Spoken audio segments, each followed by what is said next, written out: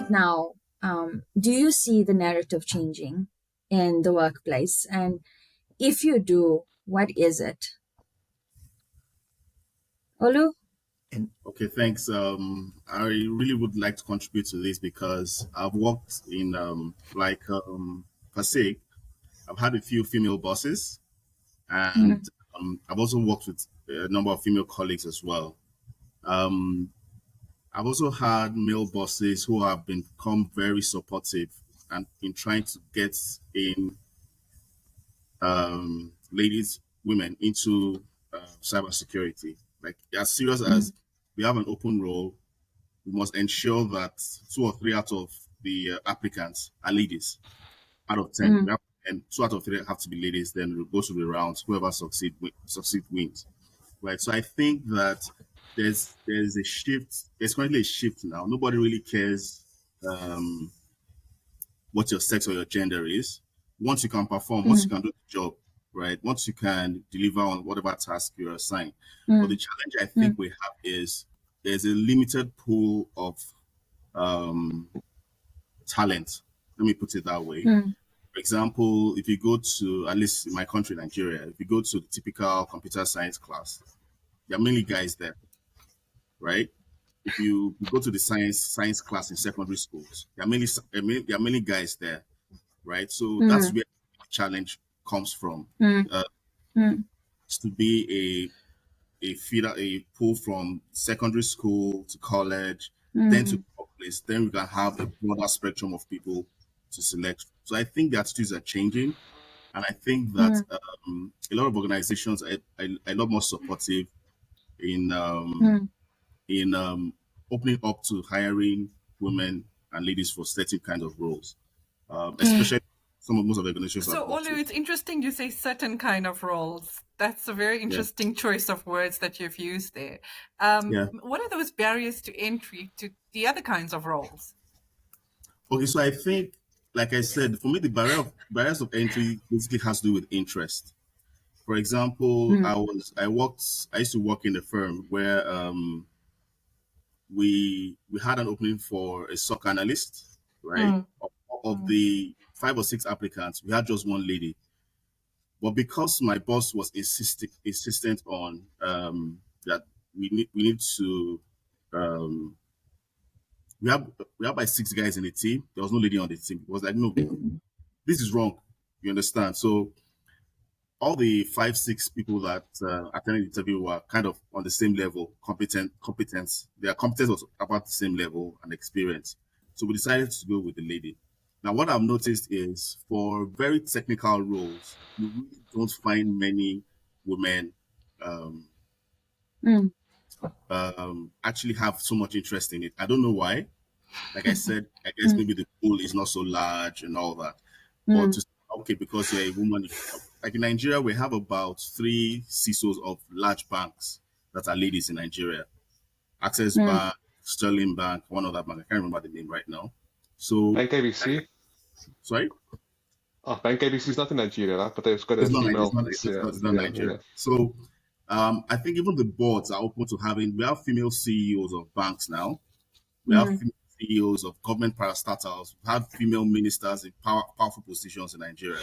So for now, I'm not really sure. I think the attitude has changed, but like I said, I mm, think the goal should be try and push as many ladies as we can up the open the channel, have more ladies come in, encourage them. yeah, The IT is not a yeah, man's job; it's everybody's job. yeah. yeah. Stand. I So, just encourage them to have interest. yeah.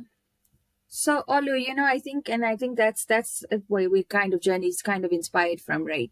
But if you look at it, the narrative has been in our generation, especially, that if you think of a doctor or you think of an engineer or you think of a mechanic, you think of a man. That's the first thing you come on.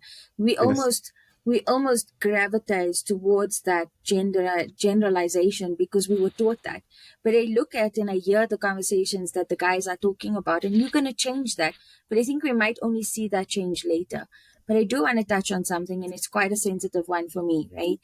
Is I had a mentee that I kind of put up for a role the other day, and she was taken into the interview and she was taken and it was fairly well done. But the problem was is that one person in the interview kind of grilled her, even though they had a CV and she only had 1 year's experience.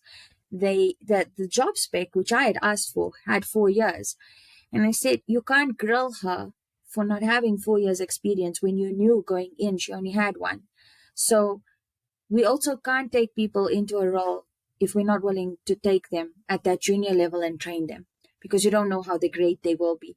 And I just think about I am a technical person, and I would have not grown to those levels had I not had someone instill their confidence in me and say, let me take you along this journey. So I think for me, that's how that is. Yeah.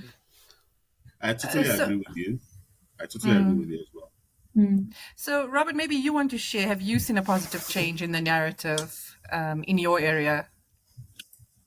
So I do see that there's a change of demographic when it comes to security. I was at a security conference recently, and you could see it changing slowly. I do think it is difficult in certain areas, and the difficulty, I mean, Olu was talking about certain areas not being of interest to women. And I think a lot of it has to do, you mentioned having mentors or having role models or heroes, previous women that were heads of technology, CIOs, CISOs. But we've had it for decades, many decades.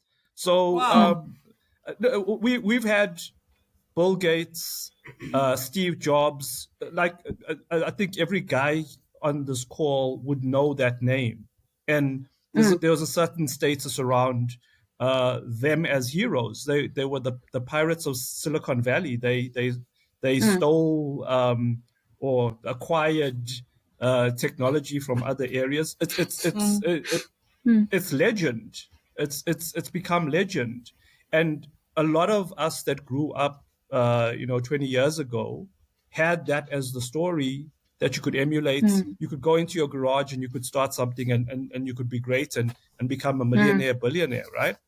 The woman, there were no women in those stories, right? And so I think a lot of it has to do with the heroes are only starting to emerge right now.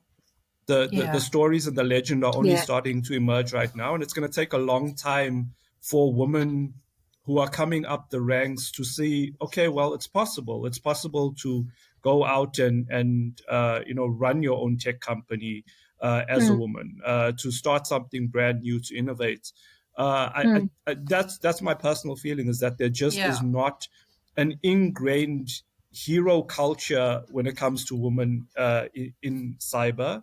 And that's why I think that they stay on the fringe jobs. They stay in governance and risk. They stay in consulting, and not a lot want to dive into the deep technical world. Yeah, that's my opinion. It's controversial, but that's my opinion.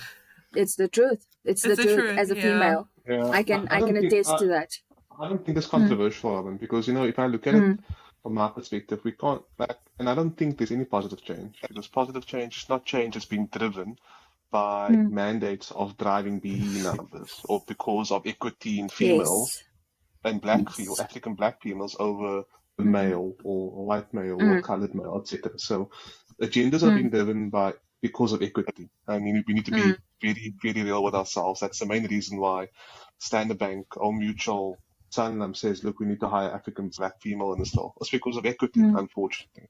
And for me, in a role where I am now, I have the ability to do this without being mandated. And that's why I had an incubator program last year, where I've brought in African black females to make a genuine change in terms of the mindset. And one of the ladies' English, for example, is not great, right? But how do you assist her and help her get to where she needs to be?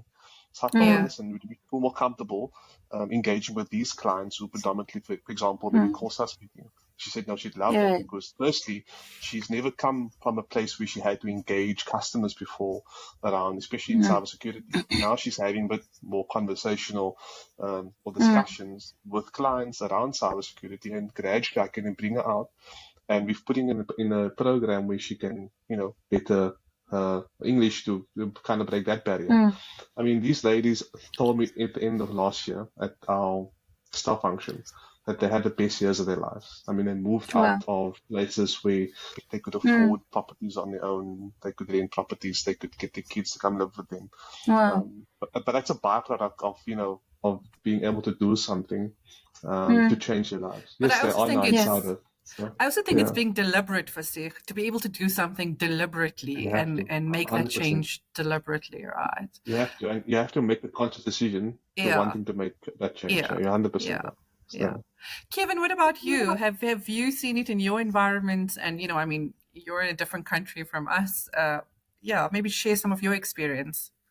Yeah, I think there's a real push in a lot of companies now for kind of women in tech and that kind of thing, and it's genuinely something that we all work for, and I think environments are much more, or a lot of companies are much more flexible, right, which really helps.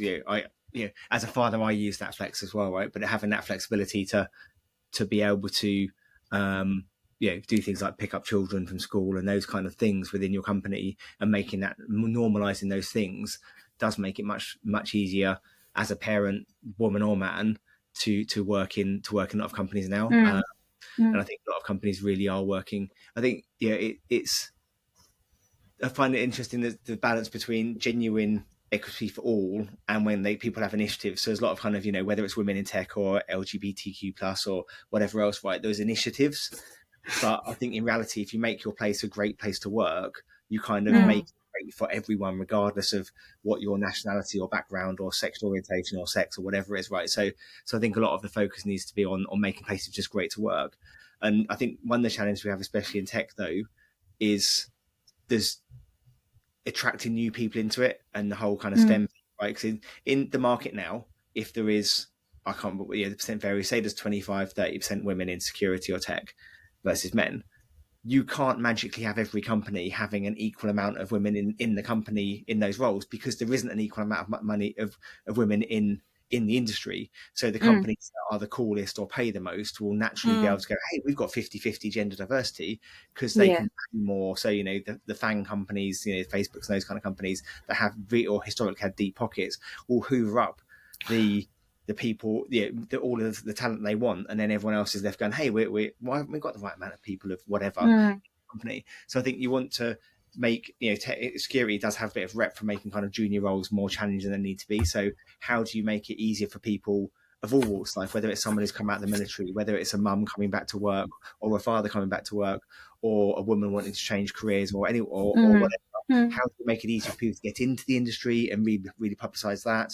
And then probably more relevant for us as dads with daughters, how do we make STEM cool for men and women and more welcoming for women, so that if women want to follow that or kids want to follow that career path? I think there's quite a, I can't remember where it happens, but it's somewhere in the teens, there's quite a marked drop off of girls doing STEM stuff, right? So how do you fix that? Because then in 10 years time, you might actually find 50-50 men and women, or 40. It may not be as ever equal, because sexes are a bit different, right? But whatever the right portion is, every woman who could and wants to do STEM has gone through school and college and uni and whatever their path is, because it's been really welcoming for them and exciting for them and just as good for them as the boys were.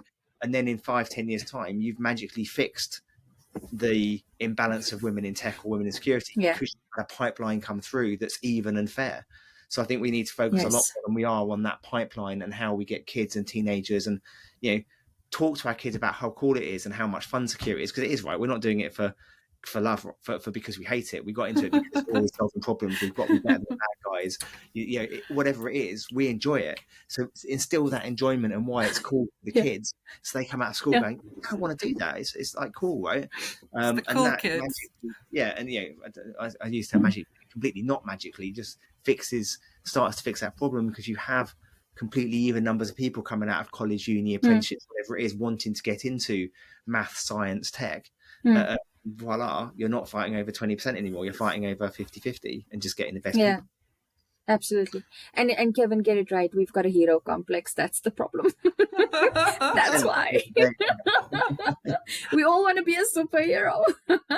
It's either that, or we don't mind the fact that we sleep badly at night and cry ourselves to sleep worrying about if we're going to get breached at 2:00 on a Saturday morning, right? Exactly. Like Robin said before, something must have hurt us to get into security. Yeah, we've had this conversation.